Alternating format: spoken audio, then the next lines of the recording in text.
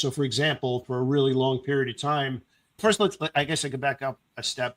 Good trades should follow through quickly. It shouldn't feel like a struggle to get that initial move in your favor where you could breathe a little bit. And we had a lot of that for a really long time. And about 3 weeks ago, I started mentioning to everybody in the community that we're getting spike and reversal, spike and reversal. We weren't getting that same kind of push where you're like, man, I just can't wait to add to this thing. It's like spike reversal. You're in the money and it comes right back down to your entry price. And like, what the heck just happened? Yeah. But noticing that and doing something about it is next level trading as far as I'm concerned, because now you're like, okay, I'm not getting the same follow through. In your language, something changed.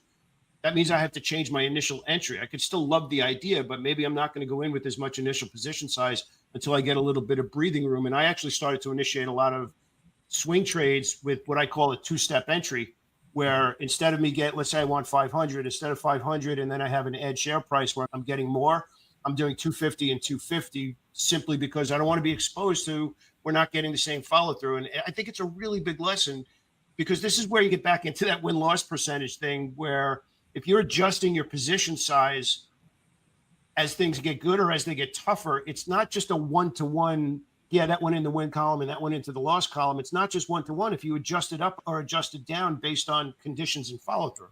Yeah, with options, you could do the same thing. If I see some sort of questionable entry, or if the market just isn't cooperating, if there is some weakness in the group or the sector or the market itself, you don't want to just throw your whole position in there at once. You want to, it's still a good idea, like you said. So you want to be exposed, but you expose yourself in a more slower, efficient way. You know what I mean? You scale in. With options, you could do that. It's also great when you have, like, in my case, I could do verticals where you have an offsetting call that lets you sit through those types of ping pong ball type of days